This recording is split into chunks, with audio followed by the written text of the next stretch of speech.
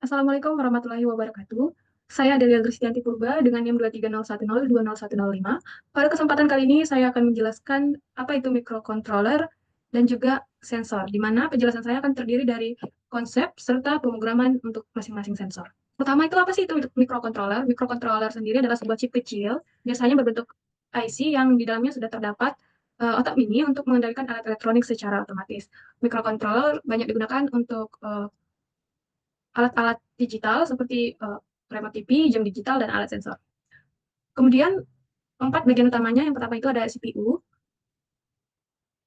atau Central Processing Unit, di mana CPU adalah otak utama dari microcontroller yang tugasnya memproses data, menjalankan perintah program yang sudah dimasukkan, dan CPU juga yang membuat microcontroller bisa berpikir dan mengambil keputusan. Selanjutnya ada RAM, atau Random Access Memory. RAM adalah tempat penyimpanan sementara yang digunakan untuk menyimpan data yang sedang diproses. Selanjutnya adalah watchdog. Watchdog itu adalah penjaga sistem agar ketika sistem hang atau error terlalu lama, maka watchdog sendiri akan secara otomatis mengatur ulang atau mereset microcontroller agar bisa berjalan secara normal lagi. Kemudian ada analog to digital converter. Ini adalah komponen yang mengubah sinyal analog menjadi sinyal digital. Ini digunakan ketika ada sensor seperti sensor suhu, cahaya yang menghasilkan data dalam bentuk analog, tapi mikrokontrolernya hanya bisa mengerti data digital. Nah, ADC ini yang akan mengubah sinyal analog jadi angka menjadi angka digital yang bisa diproses mikrokontroler. Selanjutnya ada penjelasan konsep sensor dan pemrogramannya.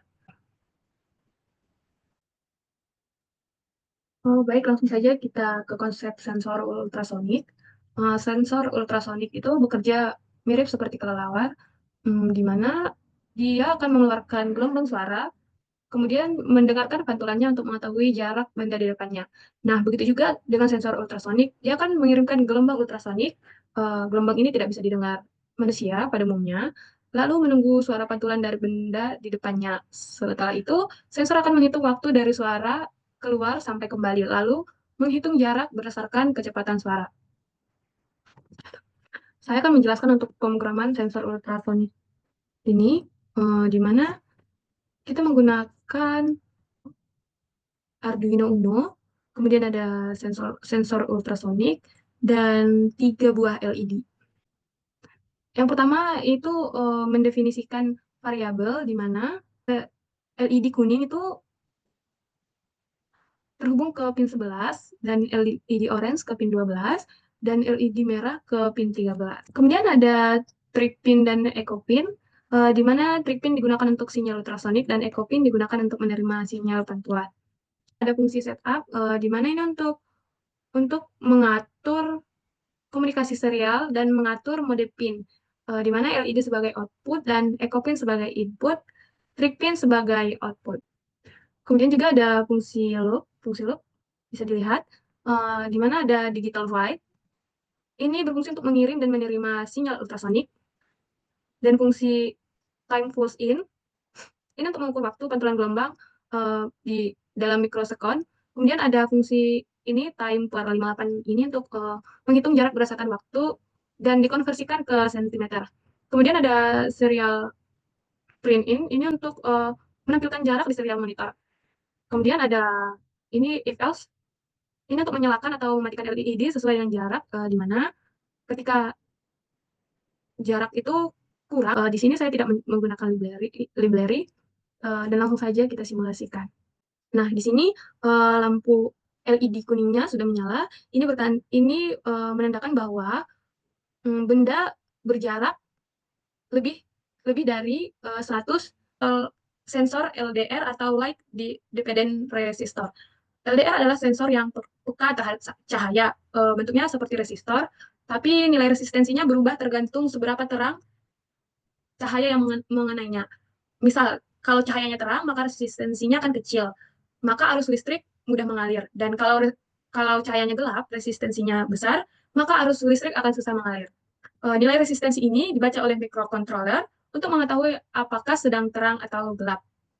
Nah, berikutnya itu ada pemrograman untuk sensor like dividend resistor. Di sini menggunakan 3 komponen. Yang pertama itu ada LDR, kemudian ada Arduino, dan LED.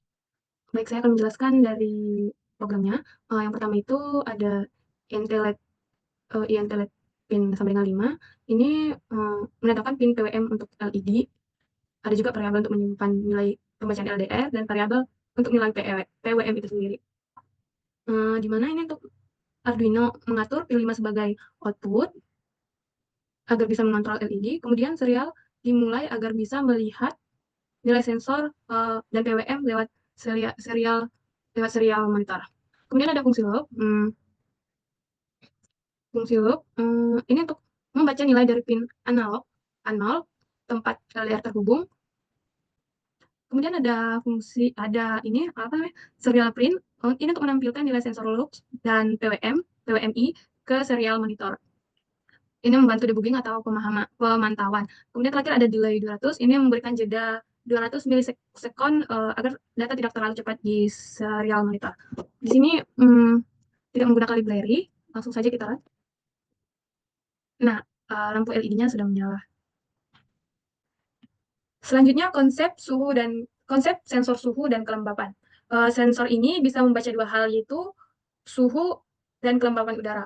Untuk mendeteksi suhu, sensor menggunakan yang namanya termistor, yaitu resistor khusus yang nilai hambatannya berubah tergantung suhu lingkungan. Yang untuk kelembapan, sensor ini menggunakan elektroda dengan lapisan polimer yang bisa menyerap uap air dari udara. Saat kelembapan berubah, sifat listrik bahan tersebut juga berubah.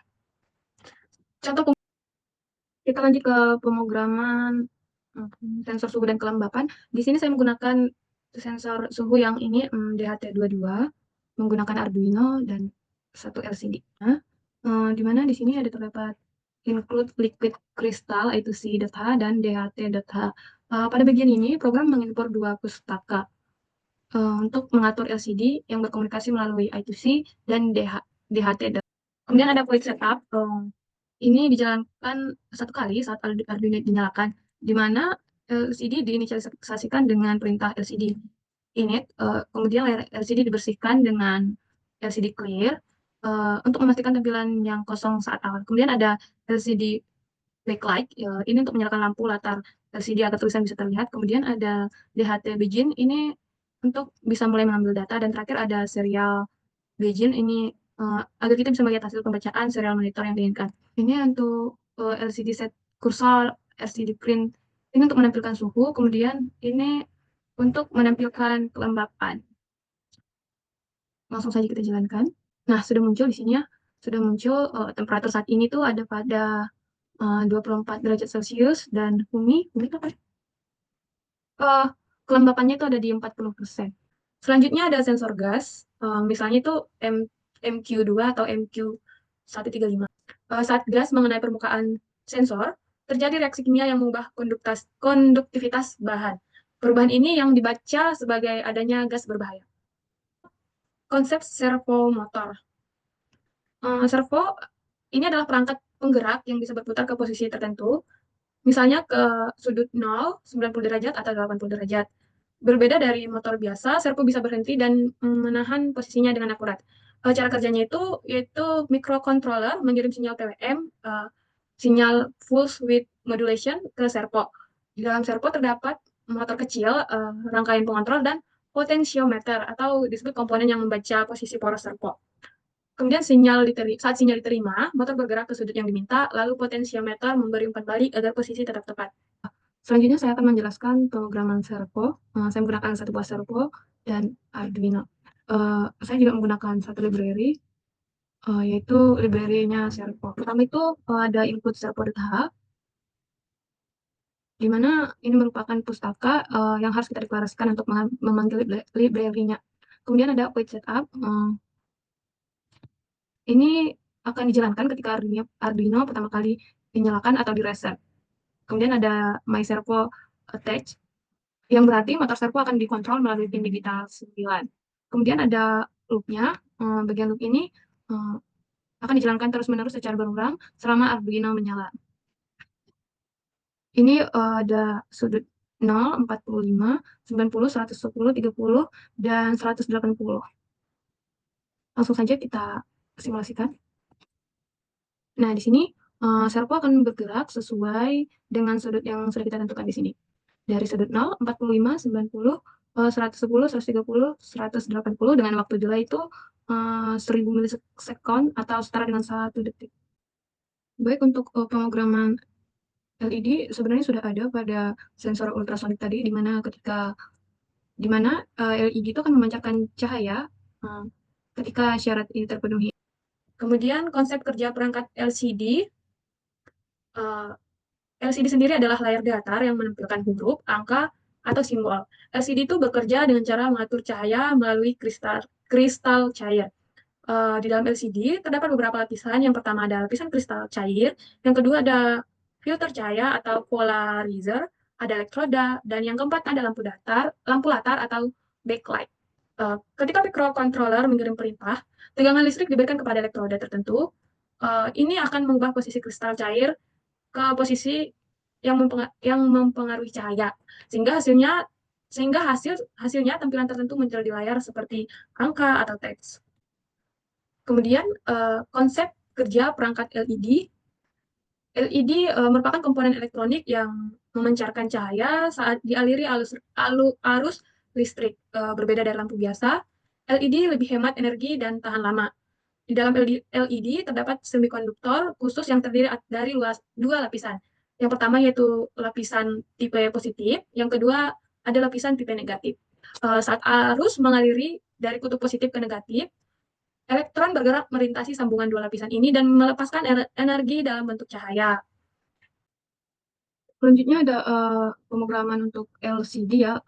Di sini saya mengambil potongan pemrograman dari sensor suhu dan kelembapan, di mana untuk pemrograman LED-nya itu berada di quick setup, di mana ada LCD init untuk menyalakan LCD, ada LCD clear untuk membersihkan tampilan awal LCD, dan LCD backlight. Ketika pada program LCD backlight ini, maka di situ LCD akan menampilkan output seperti tulisan. Selanjutnya ada konsep cara kerja perangkat motor atau PWM. Motor DC bisa berputar cepat atau lambat. Untuk mengatur kecepatan secara halus digunakan sinyal yang disebut PWM. PWM adalah sinyal digital yang sangat cepat, terdiri dari pulsa on dan off. Kecepatan motor tidak diatur dari besar arus, tapi dari beberapa pulsa on dibandingkan off. PWM sendiri tidak hanya efisiensi, tapi juga membuat motor tetap kuat berputar meski kecepatannya rendah. Contoh penggunaannya itu biasanya di robot bergerak, kipas pintar, mobil mainan, atau sistem buka tutup otomatis.